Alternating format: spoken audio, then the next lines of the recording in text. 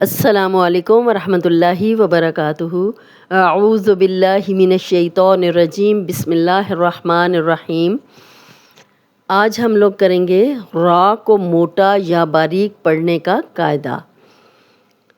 را کو موٹا یا باریک پڑھنے کے قاعدوں میں دراصل ایک ہی اصول بنیادی طور پر کار فرما ہوتا ہے کہ جیسے را پہ زبر ہو تو را کو ہم موٹا پڑھیں گے، زبر ہو یا پیش ہو تو را موٹی پڑھی جاتی ہے، اور اگر را پہ زیر ہو تو را باریک پڑھی جاتی ہے، اور اگر را پہ جزم ہو تو ہم نے پھر پچھلا حرف دیکھنا ہوتا ہے کہ پیچھے اگر زبر یا پیش ہے جزم والی را سے پیچھے تو پھر را کو موٹا ہی پڑھا جائے گا، اور اگر جزم ہے اور پیچھے باریک حرف ہے تو پھر را باریک ہوگی۔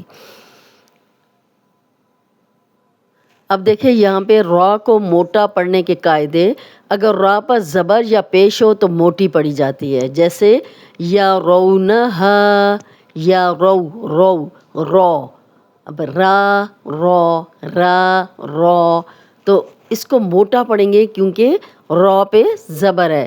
یا رونہا نصارکم، را، اب صاد موٹا ہے تو یہ بھی موٹا پڑھا جائے گا، را پہ زبر ہے تو را بھی موٹی پڑھی جائے گی۔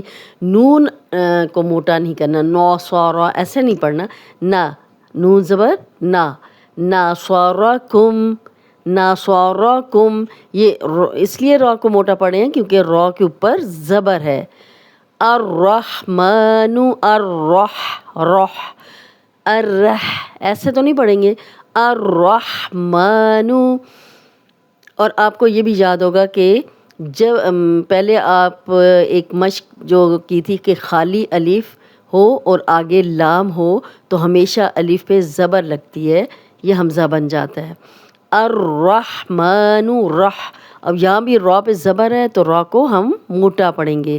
سرن، رن، اب یہ تنوین ہے تو یہ تنوین بھی موٹی ہی پڑھی جائے گی کیونکہ را پہ زبر ہیں، دو زبر ہیں۔ سرن، یرونہا نصارکم، الرحمن سرن، خیرکم، رو، را پہ پیش ہے اس لیے را کو ہم یہاں پہ موٹا پڑھیں گے۔ را پہ جب بھی زبر یا پیش ہو تو را موٹی پڑھی جاتی ہے۔ خیرکم، ربما، را پہ پیش ہے تو را کو موٹا پڑھے ہیں، ربما، مرو، اب دونوں دفعہ را کو موٹا پڑھیں گے۔ را پہ شد ہے اور شد والا حرف دو بار پڑھا جاتا ہے، ایک دفعہ پچھلے زبر زیر پیش کے ساتھ اور ایک دفعہ اپنی حرکت کے ساتھ۔ رو، اب یہاں بھی را کو موٹا پڑھیں گے۔ شرو، اب یہاں بھی را کو ہم موٹا ہی پڑھیں گے۔ خیرکم، ربما، مرو، شرو، اب جہاں بھی را پہ زبر یا را پہ پیش ہوگی تو ہم را کو موٹا پڑھیں، اور اس کے بعد اگر را پہ جزم ہو تو اس سے پچھلا حرف ہم نے دیکھنا ہے، اس پہ اگر زبر یا پیش ہے تو تب بھی را کو ہم موٹا ہی پڑھیں گے۔ جیسے یہاں پہ دیکھیں را پہ جزم ہے تو پیچھے با پہ زبر ہے تب بھی یہ را موٹی ہوگی۔ برقن، بر ایسے نہیں پڑھیں گے، برقن، را کو موٹا ہی رکھیں گے۔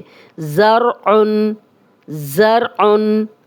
زر، یہ بھی را موٹی ہوگی۔ جب بھی را پہ زبر یا پیش ہو را موٹی ہوتی ہے، لیکن اگر را پہ جزم آ گئی ہے تو پھر ہم نے پچھلا حرف دیکھنا ہوتا ہے کہ اگر اس پہ زبر یا پیش ہے تو ہم اس را، جزم والی را کو بھی موٹا ہی پڑھیں گے۔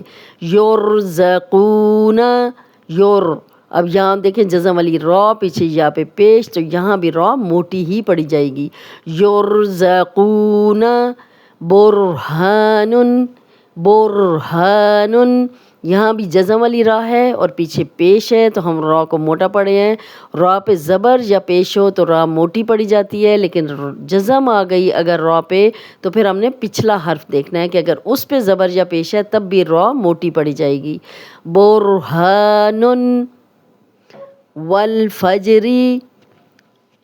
اب یہاں پہ دیکھیں ری، را پہ زیر ہے تو ہم را کو باریک پڑھ رہے ہیں.